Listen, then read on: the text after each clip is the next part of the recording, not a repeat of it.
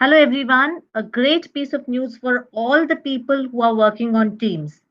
Well, let me tell you, Team is there with two new features. One, the enabling of the waiting room, and other, the control of the whiteboard.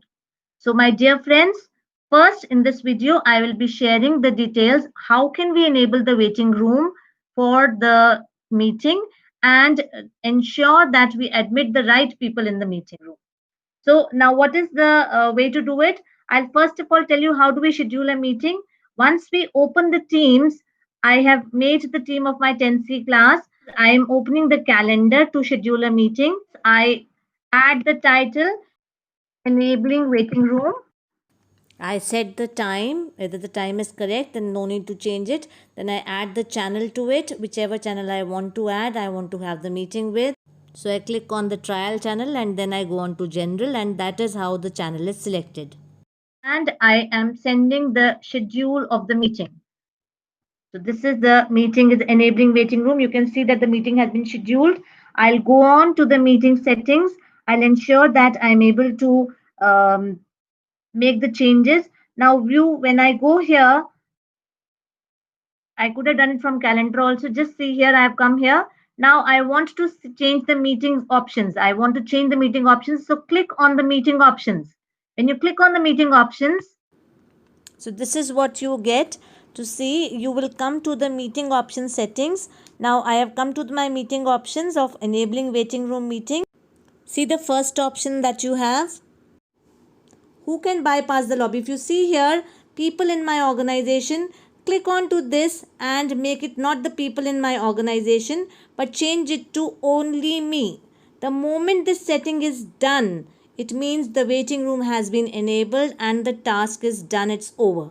Then one more very important settings you all need to do: who can present. When you say who can present, it is written everyone. Change this setting, change it to only me. When you take it to only me, means now only I can present the work. No child can interfere.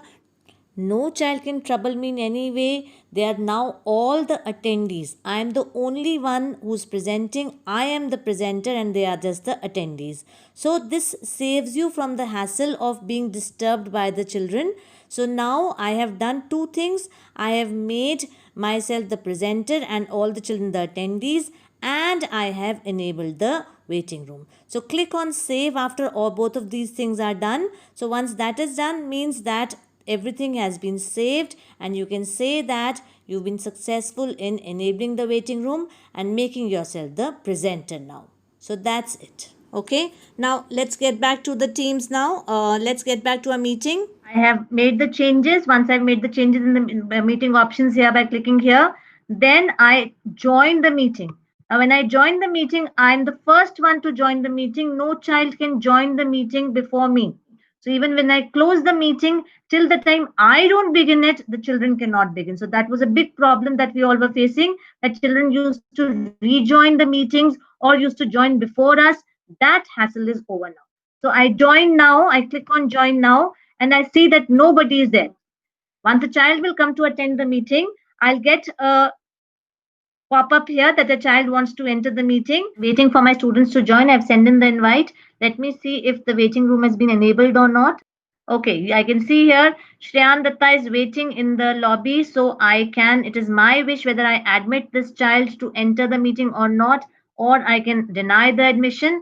No, so I admit the child. Once I click on admit, the child can enter only then. So the child has entered. There is another option. This, if you click on more actions, there's one more thing that is I saw. Now we were facing another problem that while showing the presentation, the children start moving the slides ahead.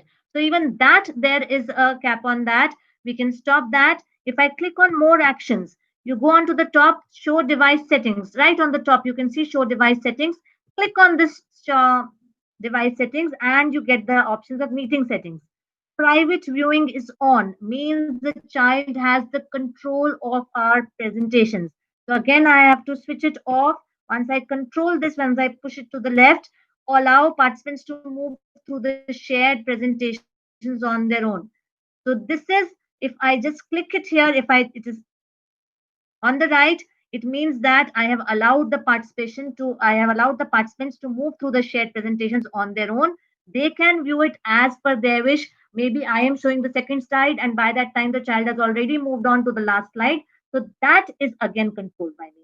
These are two important controls that now the Teams has given us.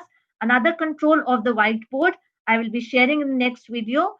So these two things will help you to make your class smoother and more safer. So I end the meeting here.